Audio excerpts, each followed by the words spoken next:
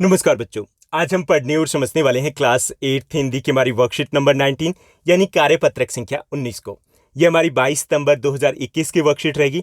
आज की इस वर्कशीट में हम खटारा बस की यात्रा को जारी रखेंगे। ये पाठ एक व्यंग विधा में लिखा गया पाठ है।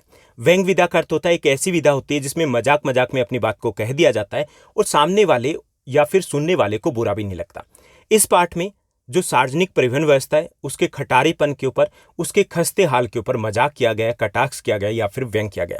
इस पाठ में अब तक हम पढ़ चुके हैं कि लेखक अपने मित्रों के साथ मध्य प्रदेश में कहीं घूमने के लिए निकले थे और अब उन मित्रों में से 2 मित्रों को सुबह जल्दी घर पहुंचना है। इसलिए वो डिसाइड करते हैं, मिलकर निर्णय लेते हैं कि शाम वाली बस से, जो पन्ना कंपनी की बस है, उससे वो चढ़ करके सतना पहुंच जाए। वहां से उन्हें जबलपुर वाली ट्रेन मिल जाएगी और वो सुबह जल्दी अपने घर पहुंच जाएंगे। अब जो उनके चिर परिचित होते हैं, जो उनके मित्र होते हैं, जो उनके शुभ चिंतक होते हैं, उनको समझाते हैं कि समझदार व्यक्ति शाम वाली बस से वहां पर यानी कि यात्रा नहीं किया करते। अब उस वक्त तो उनको कुछ समझ में नहीं आता कि वो ऐसा क्यों बोल रहे हैं, लेकिन जब उन्होंने बस को देखा जो एकदम खटारा थी, कबाड़ बस थी, उसको देख करके सारा माजरा समझ में आ गया कि उनके जो परिचित थे उन्होंने ऐसा क्यों कहा।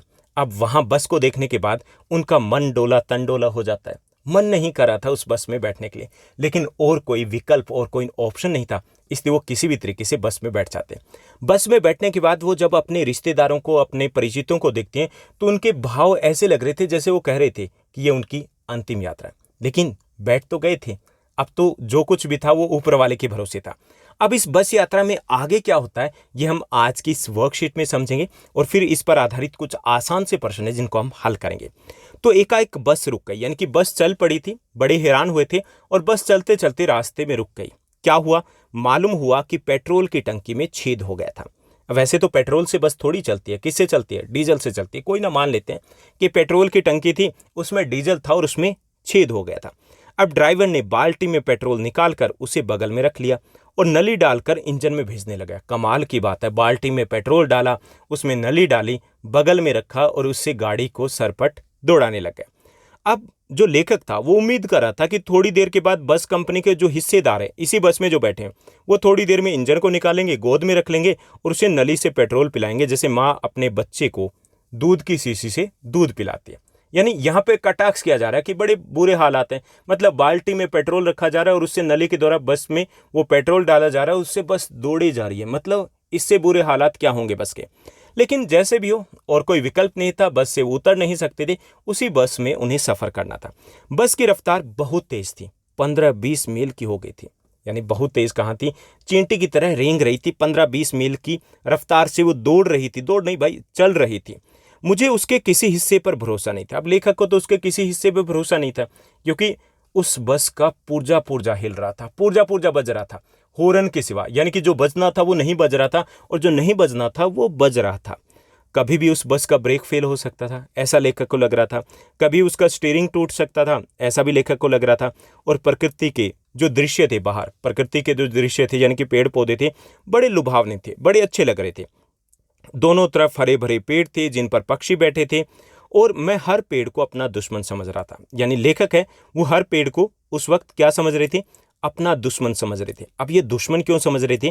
क्योंकि जब भी वो पेड़ को देखते, जो भी पेड़ आता, तो लेखक को डर लगता कि इससे बस टकराएगी, क्योंकि भरोसा ही नहीं था ना उनको बस के ऊपर कि इसका ब्रेक फेल हो सकता है, इसका स्टीयरिंग टूट सकता है, कुछ भी हो सकता है। इसलिए वो सारे पेड़ थे उन्हें दुश्मन लग रहे थे कि अभी बस टकराई, अभी बस टकराई, और वो ऊपर वाले का नाम लेकर के बैठे हुए थे कि बस बच जाएं, कैसे भी बच जाएं।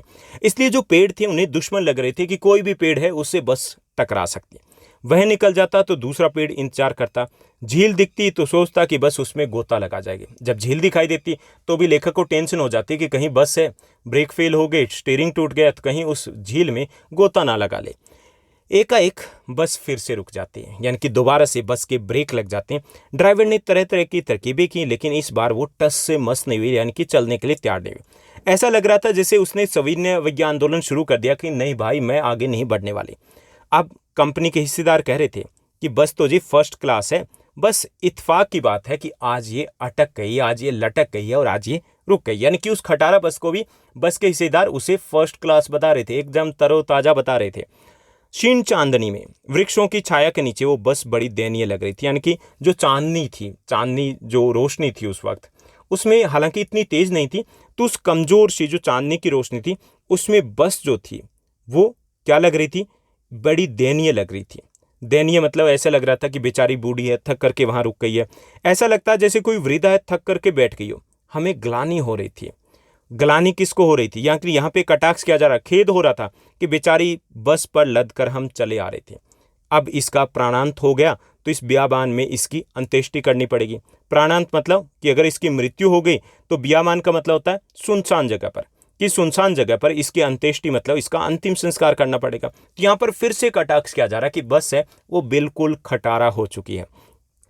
हिस्सेदार ने अब इंजन खोला, कुछ सुधारा, बस फिर से आगे चलने लगी। सबकी सांस में सांस आई कि चलो खैर है, बस किसी भी तरीके से दौड़ तो नहीं रही लेकिन आगे तो खिसकी। उसकी चाल अब और कम हो गई थी। धीरे धीरे वृद्धा की आंखों की ज्योति जाने लग गई, यानी उसकी लाइटें जो थी वो बंद हो चुकी थी। चांदनी में जो चांदनी रोशनी थी उसमें रास्ता टटोल कर वह धीरे धीरे रेंग रही थी। आगे या पीछे से कोई गाड़ी आती दिखाई देती तो वह एकदम किनारे पर खड़ी हो जाती और कहती कि निकल जाओ बेटा, अपनी तो अब उम्र ही नहीं रही रेस लगाने की या फिर दौड़ लगाने की।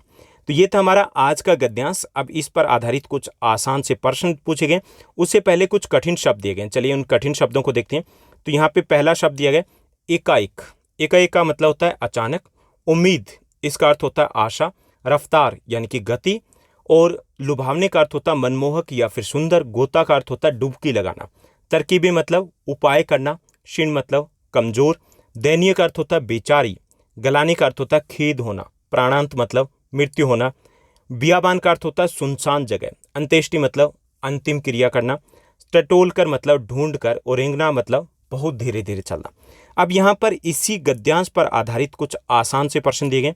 चलिए इन प्रश्नों को हल करते हैं। पहला हमारा प्रश्न दिया गया बस अचानक क्यों रुक गई थी। यह हमें पढ़ करके बताना, तो पढ़ तो हमने पहले लिया ना, अब हमें बताना है कि पहली बार बस पेट्रोल की टंकी में छेद होने के कारण रुक गई थी। दूसरी बार बस के इंजन में खराबी होने के कारण बस रुक गई थी, यानी कि 2 बार रुकती है। पहली बार पेट्रोल की टंकी में छेद होने के कारण बस अचानक रुक गई थी, और दूसरी बार बस के इंजन में खराबी आ गई थी इसलिए वो बस रुक गई थी। दूसरा प्रश्न है लेखक को किस पर भरोसा नहीं था और क्यों। बस के किसी भी हिस्से पर लेखक को भरोसा नहीं था, यानी कि लेखक को बस के किसी भी हिस्से पर भरोसा नहीं था। लेखक को लगता था कि बस के ब्रेक फेल हो सकते हैं या फिर स्टीयरिंग टूट सकता है, इसलिए वो ऊपर वाले का नाम लेकर के बैठे हुए थे कि कैसे भी आज पहुंचा दो, अगली बार ऐसी खटारा बस में कभी नहीं बैठेंगे। उसके बाद तीसरा हमारा प्रश्न रहेगा, थर्ड जो क्वेश्चन दिया गया, तीसरा प्रश्न है लेखक हर पेड़ को अपना दुश्मन क्यों समझ रहा था, यह हमें बताना है। तो लेखक को लग रहा था कि कहीं पर बस किसी पेड़ से ना टकरा जाए, इसलिए लेखक हर पेड़ को अपना दुश्मन समझ रहा था। उसे वैसे भरोसा तो बस के ऊपर नहीं था, लेकिन लगता था कि पेड़ क्योंकि सड़क के किनारे तो उनसे टकरा सकते हैं, इसलिए लेखक को सारे पेड़ अपने दुश्मन लग रहे थे। उसके बाद चौथा हमारा प्रश्न रहेगा, चौथा प्रश्न दिया गया बस की तुलना वृद्धा से क्यों की गई, यह हमें बताना है कि बस की तुलना किससे की गई, वृद्धा से की गई। ऐसा क्यों किया गया, तो बस बेहद खटारा और पुरानी थी, इसलिए बस की तुलना वृद्धा से की गई है। ठीक।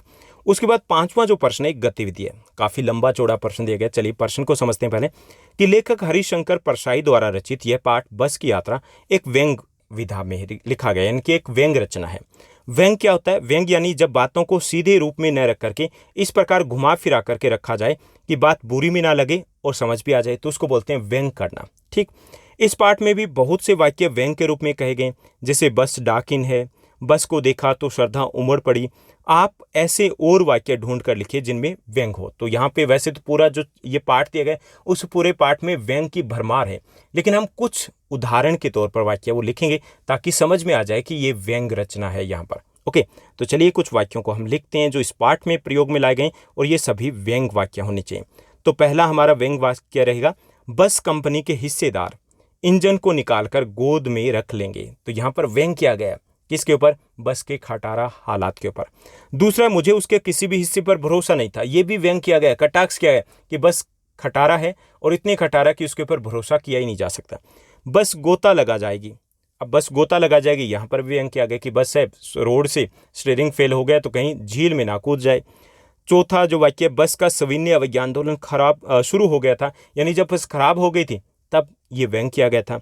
और पांचवा, बस बड़ी दयनीय लग रही थी, जब बस खराब हो गई थी तो ऐसा लग रहा था कि बेचारी थक करके बैठ गई हो, तो यहाँ पर भी व्यंग किया गया। तो ये कुछ वाक्य थे जो इस पाठ में प्रयोग में लाए गए हैं जहां पर व्यंग किया गया बस के खटारा हालात के ऊपर। तो ये थी हमारी आज की बेहद आसान वर्कशीट। उम्मीद करता हूँ सब कुछ आपको अच्छे से समझ में आया होगा। अगर आपको ये वीडियो, ये वर्कशीट अच्छे लगे तो इस वर्कशीट को लाइक और शेयर जरूर कीजिएगा। आज के लिए बस इतना ही। Thank you, bye bye, have a nice day. मिलते हैं नेक्स्ट वीडियो में।